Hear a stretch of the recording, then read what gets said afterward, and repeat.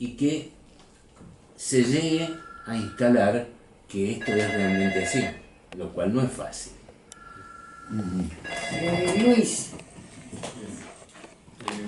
Muchas gracias por la claridad de la exposición. Me pareció interesante la intervención, la consulta de Ana, donde... Retomá un poco porque interrumpiste y no te escuchó. ¿Te pareció, no te escuché, te pareció interesante qué cosa? Lo que la consulta de Ana, Sí. en relación a pensar distinto del origen eurocéntrico. Obviamente esta historia que estamos viendo es, digamos, ponernos en contexto respecto de la constitución que hoy tenemos. Y el momento me pareció a mí interesante cuando, David, mencionaste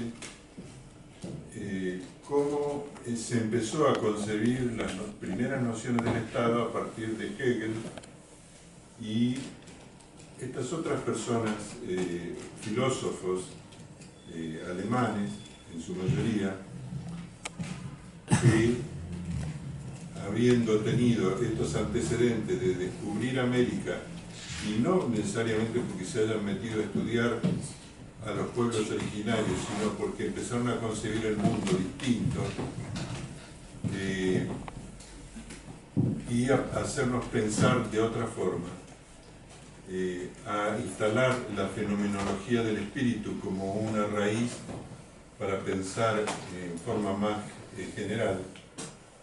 Me parece también algo que podríamos llegar en algún momento o por nuestra cuenta, con tu orientación, profundizar un poquito más, porque esa idea que hoy, digamos, casi no se menciona, pero las constituciones más progresistas en el sentido de dar más poder, entre comillas, al pueblo y tener una conciencia del lugar en el que habitamos, que hace factible su preservación como lugar de hábitat y de llevar adelante los propósitos de nosotros como humanos. Me parece que ese concepto viene de adquirir una conciencia un poco más integral, que parte justamente de cómo Hegel y sus los colegas lo acompañaron a pensar distinto. Me parece que es así, me pareció que lo hayan mencionado muy oportuno, muy interesante. Quisiera que le dediques un par de palabras más. A ver, una constitución para ser plenamente eficaz tiene que incluir una elaboración que contenga el ser nacional, las características específicas de cada nación. Yo me salteé, porque es difícil recordar todo, cuando hablé de la Constitución norteamericana, un detalle importante que es de dónde sacaron los constitucionalistas norteamericanos tanto primero los artículos de confederación como después la Constitución de los Estados Unidos.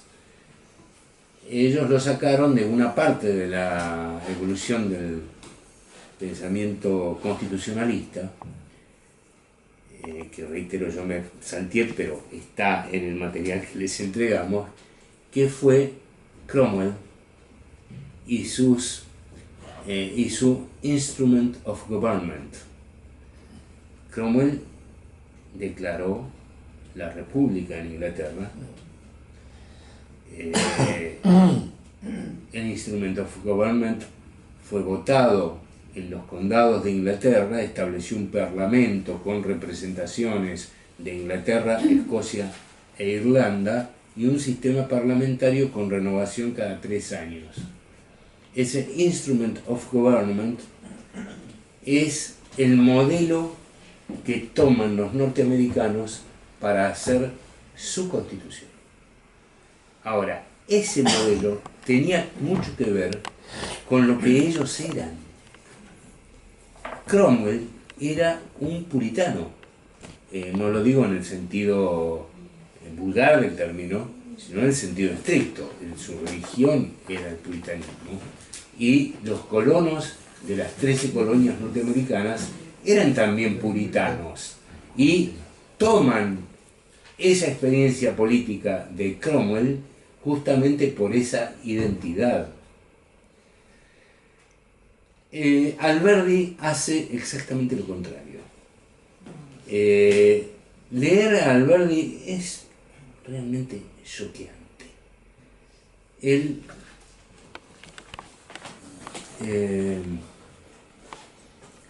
racismo de Alberdi, Neodarwinismo. no, que otro de neo. El racismo de Alberdi es tremendo.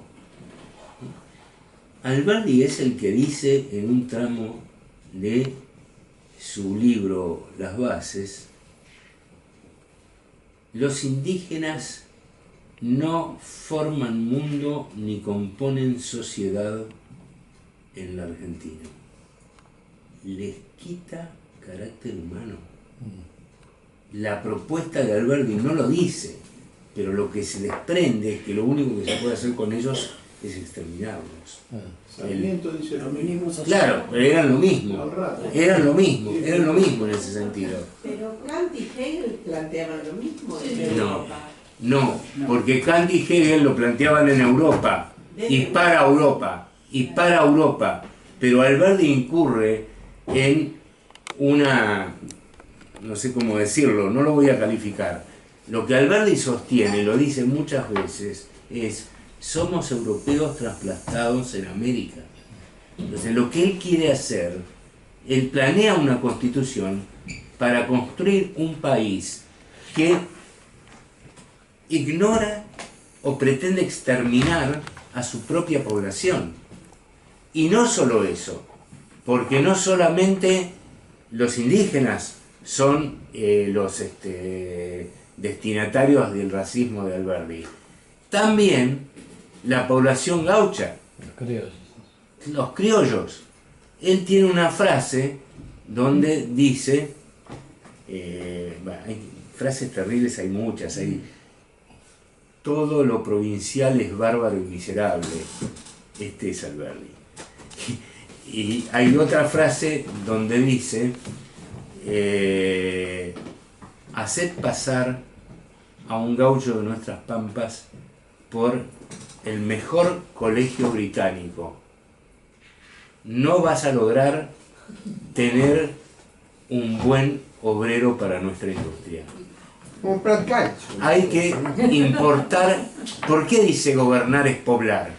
Porque lo que él planteaba es que el único camino para la Argentina era llenarla de europeos, y que su escala era así: los indígenas no son humanos, los gauchos no sirven para nada, y lo único que podemos hacer para desarrollar la Argentina es llenarla de inmigrantes europeos.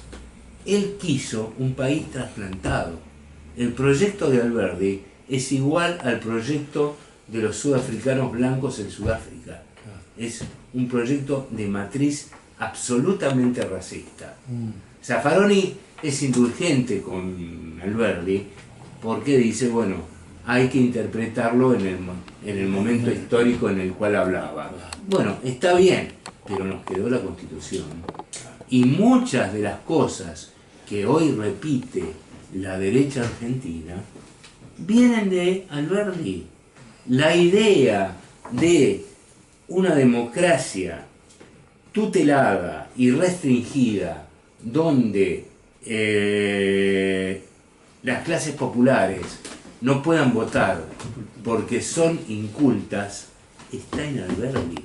Lo dice él cuando propone una ley electoral restrictiva y se opone a la ley electoral de la provincia de Buenos Aires, que era avanzada en su época, y era la ley electoral bajo la cual Rosas fue reelecto 7 veces. Porque Rosas no dio ningún golpe de Estado. Es mentira eso. Rosas fue electo gobernador de la provincia de Buenos Aires 7 veces de forma